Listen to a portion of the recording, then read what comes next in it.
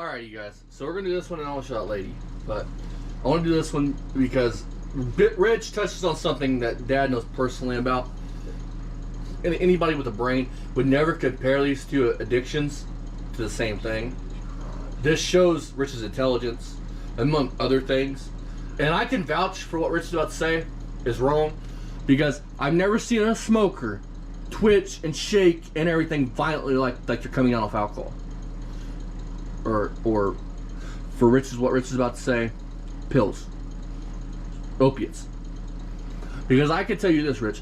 Watching my dad shake uncontrollably while he lays in bed because he can't stop it was one of the most, I'm not going to say traumatic, but life-changing things I've ever witnessed in my life to make me realize, hey, among the other things that my dad's got going on, I never want to touch these. To the point where if they prescribe me pain pills for like surgery or something, I don't take them.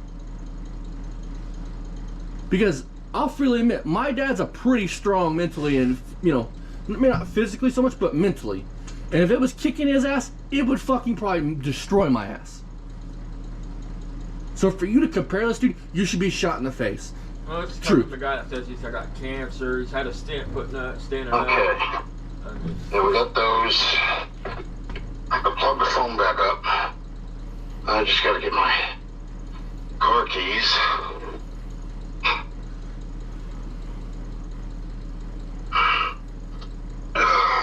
Well, that should be easy access. Look on your couch right next to you.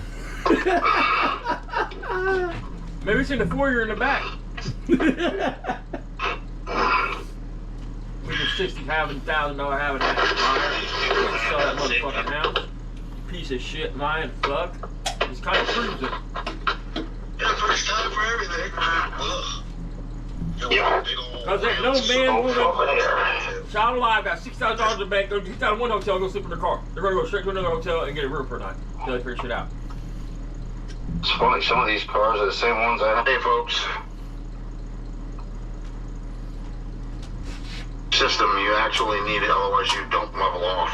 I know, knucklehead, I do need to know, you know? I mean, not as much as I did, but, you know, every once in a while, when you have nicotine in your system, you actually need it, otherwise you don't level off. It's kind of like a person that has withdrawals from pain medication, you know? Listen, you fat fucking piece of shit. Listen, motherfucker. I'm going to educate you some more here, Rich. There's only two things in life, in the world, that if you're detoxing from, you need a medical doctor to detox. Which, I mean, people do it all the time without them. But in all seriousness, you're supposed to have a medical detoxer. You're supposed to have a medical doctor to detox from or go to a detox center. And that is opiates and alcohol. You can come off of meth, no problem. Pot, coke, crack, whatever. Opiates and alcohol. Do you know why that is, Rich? Because them two things right there, dude, affects your nervous system so bad that the DTs and the withdrawals from them cause you severe pain, severe sickness. Your muscles will hurt in ways that you didn't think your muscles could twist and hurt in. Dude, you fucking cowardly piece of shit. And for anybody that's suffering with either one of them two addictions, man, people, listen, man. Why do you think that heroin addicts, dude, will die, man? The chances of somebody recovering off of opiates, dude, I don't remember what the stats are, but they're low, dude. They're low.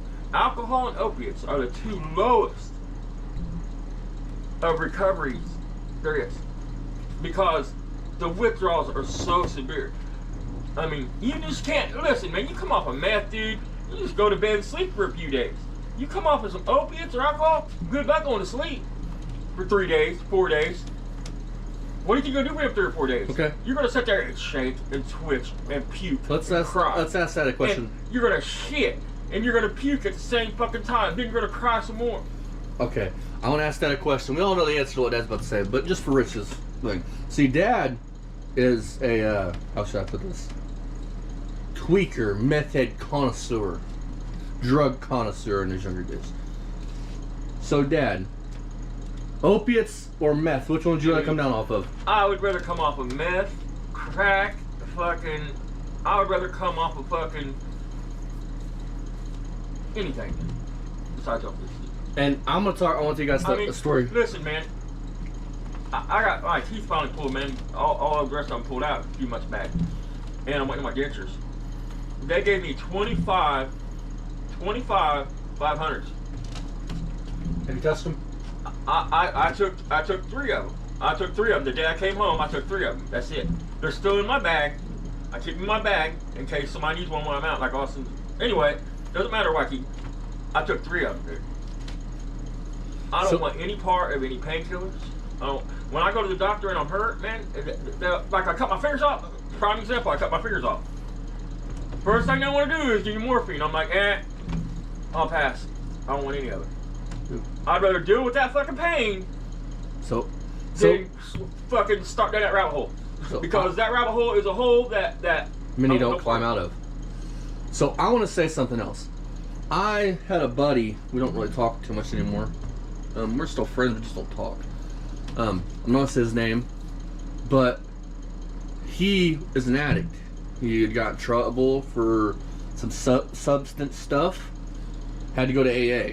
Had to go to a recovery, what do you call it? Like a sober living facility.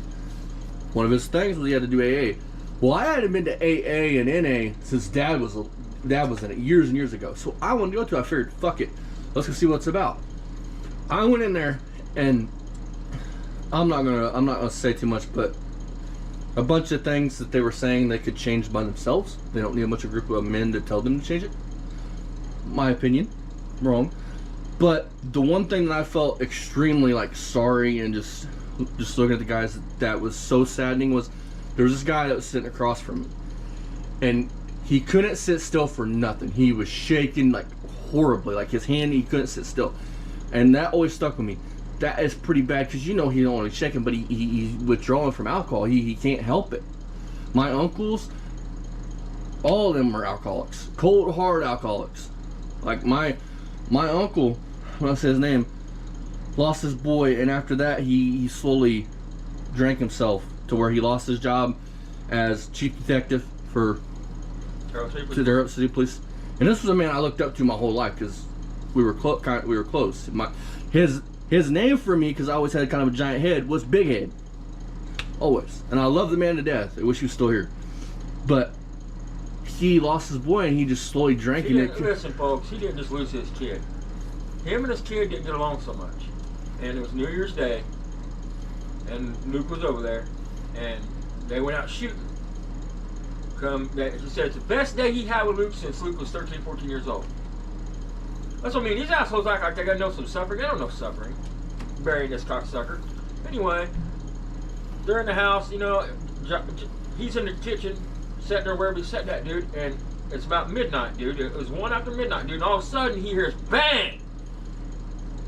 Kid sat down, blew his brains out in a swing. Yeah, sat outside and swing it. Went until 12:01 and blew his fucking out with his service pistol. Yep. Because of a fucking woman. So, and that's all I gotta say. Keep in mind, he's a cop, man. He's seen some bad shit in his life. But can you imagine walking outside and seeing your son, dude? Your son. I with half his head gone. It was Mikey. I couldn't slumped over a fucking swing, dripping. Still, and I'm not gonna go into the whole thing, but it wasn't just instantaneous like everybody. Listen, man, the sounds that bodies make when they die are horrible, folks. But it fucking ruined you. And I watched a man that I viewed strong as fucks just slowly drink himself into the ground.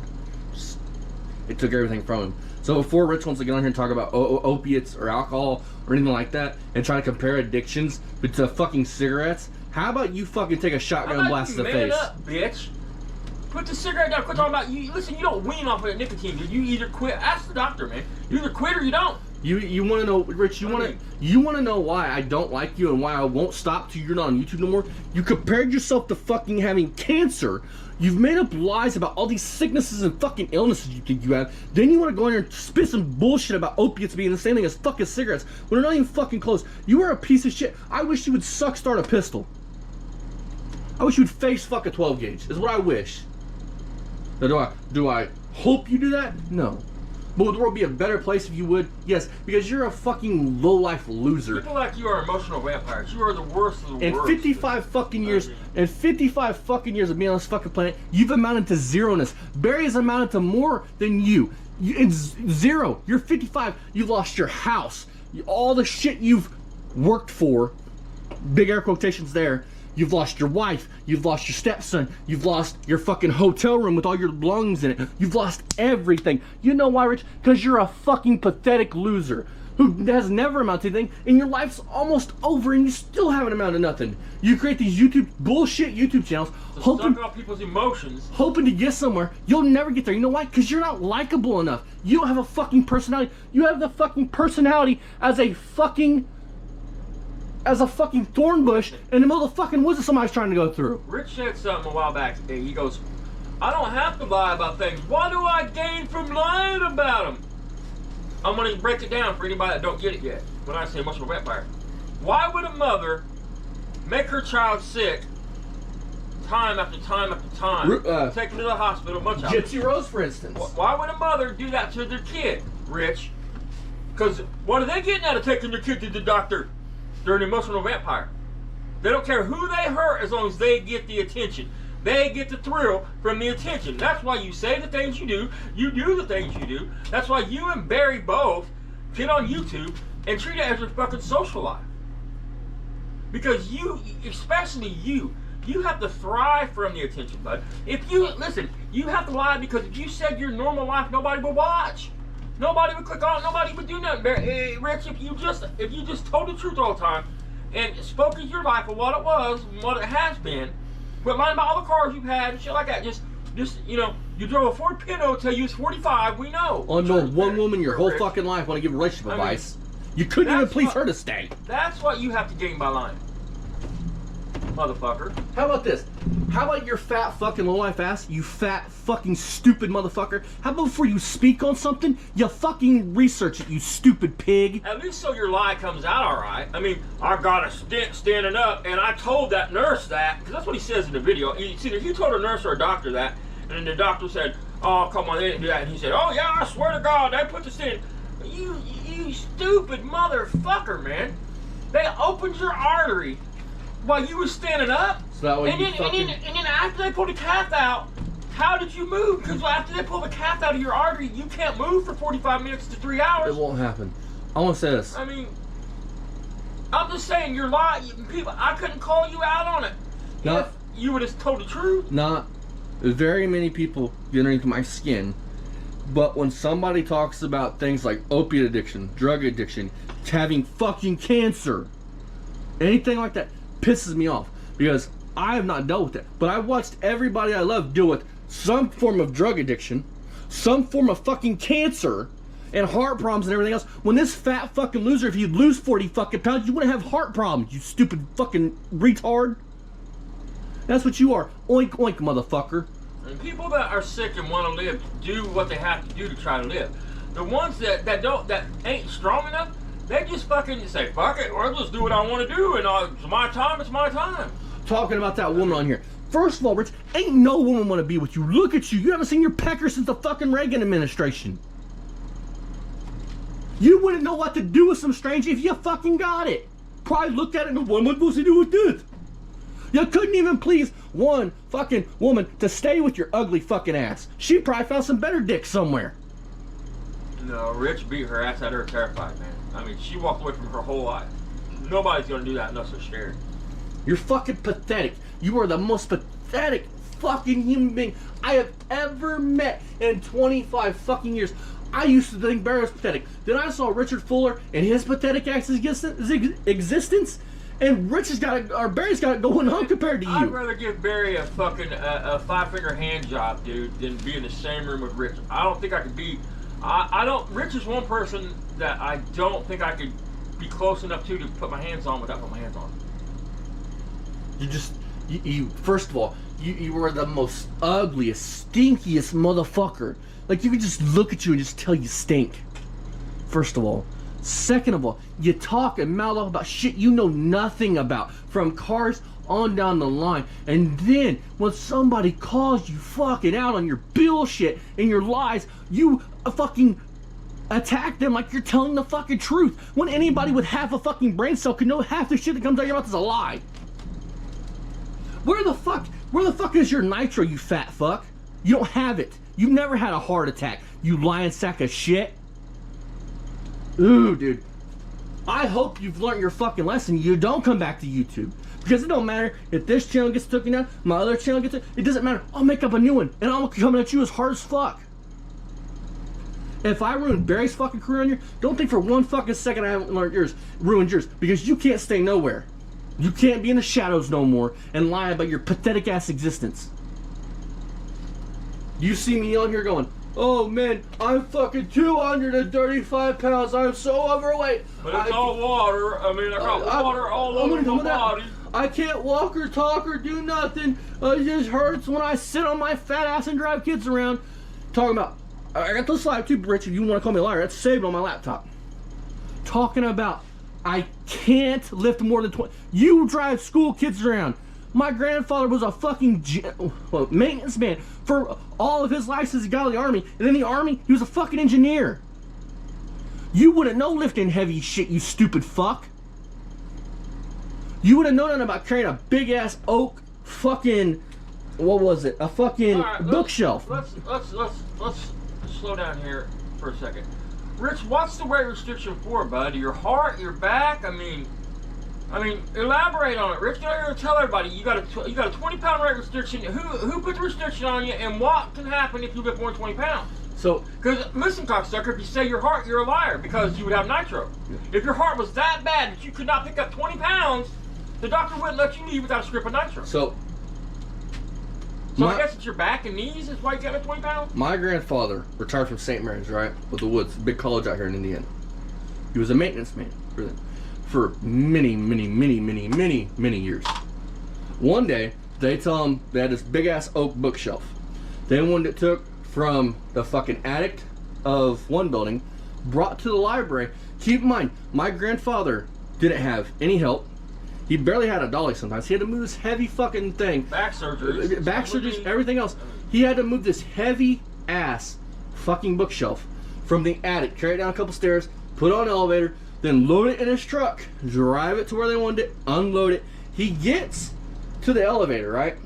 In the library. They look at him and measure, oh, it won't fit. You gotta take it back up to where it was now and put it back. Needless to say, that didn't happen. I want to clear something up real quick. We talked about the beginning of this. Most of my addictions, man, from alcohol to meth or whatever, those are all on me, 100% on me. My fault. I did it to myself, 100%, man. But I want to clear this up. Opiates, and I'm not the only person in the world like this. There's a lot of motherfucking, most opiate people, hooked on opiates is the same as me. I had a back surgery, dude, in like 03 or 04. And I didn't start taking painkillers because I wanted to get high. I took it for pain. For like 10 years, man, they just gave me an ungodly amount of painkillers. Well, then the opiate crisis hits. Doctors got scared. So now my 120 a month just got cut down to 60 a month. And that's when I realized, which I knew before that, I'm not even gonna lie. There you go. I'm not even gonna lie for 5 fucking seconds. I didn't know that I had a problem with opiates. But once they cut them pills down, yeah.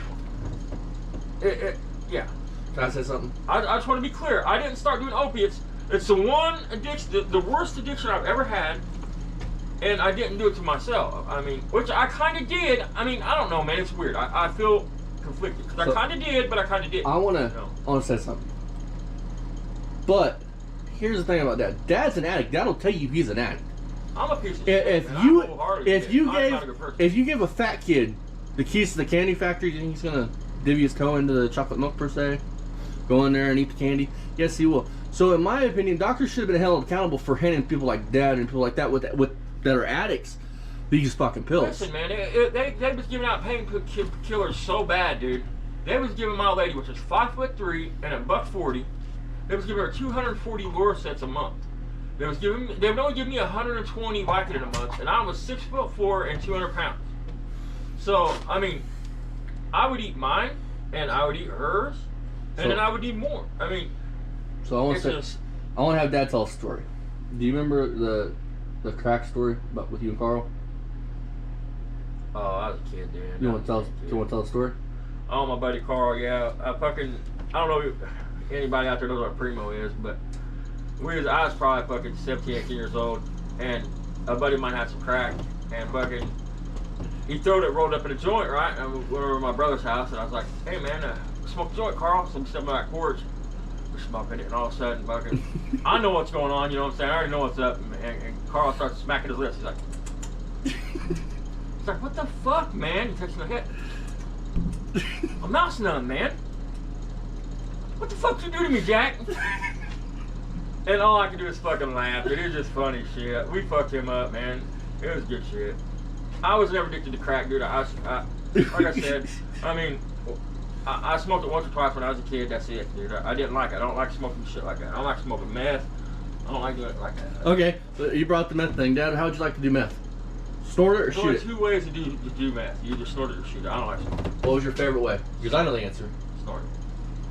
Why, Dad? Do you like Which to burn? is probably why I have all the mental issues that I have, because when you smoke the shit, a lot of the impurities come out of it. When you snort it, you're getting all the trash and everything else with it. And the last 5 years or so of my meth addiction, I made most of my own meth. So, I mean... He was a chef, shall we say.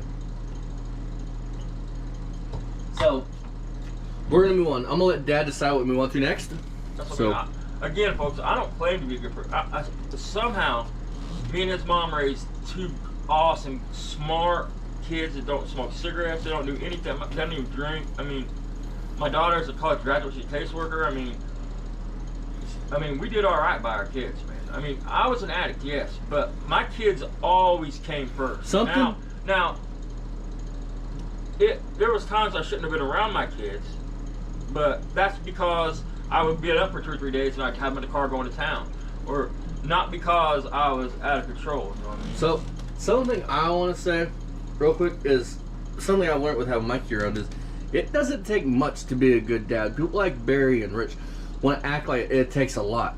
Just give them all the love, all the attention. You know, take time out of your day to go in and see if they need any. You know, don't just sit them in front of a fucking TV and just leave them. It don't take much to be a parent or a dad. And I'll tell you this, before I got Mikey, I never wanted kids. You can ask Dad this, because I was kind of selfish. So I said they took money and they took time.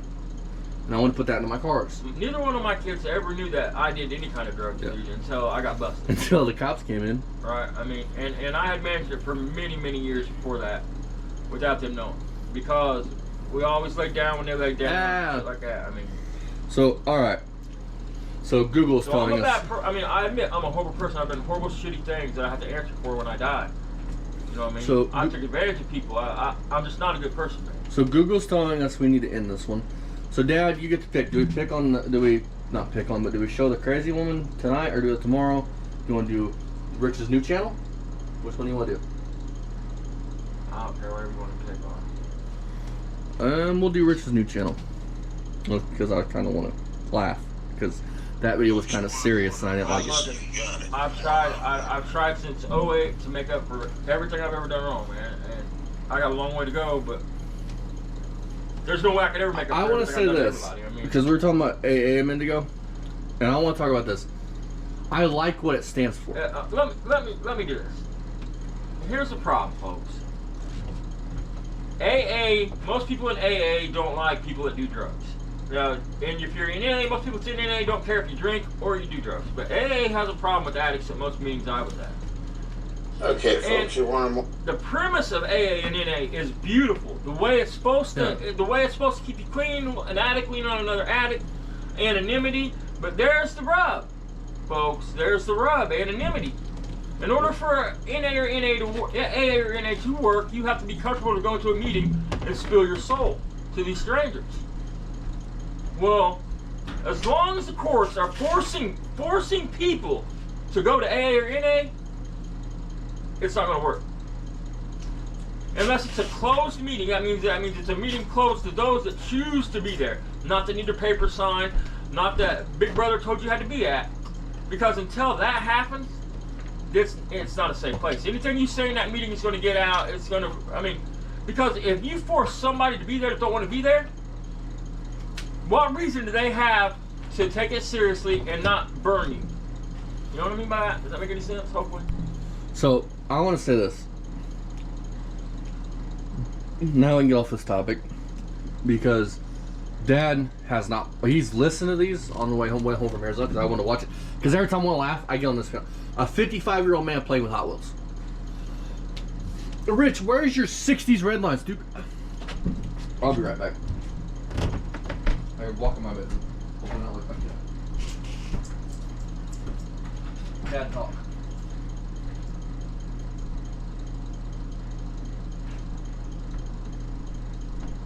I don't know what to talk about, man. I mean, ain't much to say. I'm already ready to go back to Arizona. You know that much.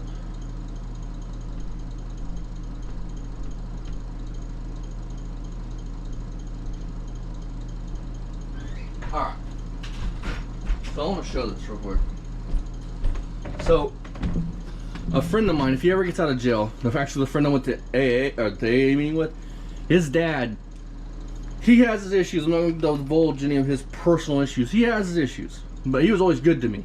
And I think highly of the man. Another prime example of an addict. I mean so clean for 10, 15 years, and then all of a sudden, you're right back in the rabbit hole. Everybody knows that I have a dirt sport, right? 73. He bought me this. I don't know how it's going to show up on camera. I'll just include a picture somewhere here in editing. This is a fucking Plymouth Duster Thruster, whatever the hell that is. 50th edition. He bought this for me and actually gave it to him because he knew I had that. He also gave me some couple old Hot Wheels around here. He was a Hot Wheels collector. And I have nothing against that hobby. But if you're going to get on here and spout that you are the greatest Hot Wheels collector, at least have the valuable Hot Wheels. Not the shit that's came out in the last fucking day. Or fucking year. Then why buy 5 of the same one? I don't understand that. What's that about? So that way the kid that's actually wanting to buy them, to play with them, can't buy them. Because, listen, Hot Wheels, who mostly buys them? Children. Because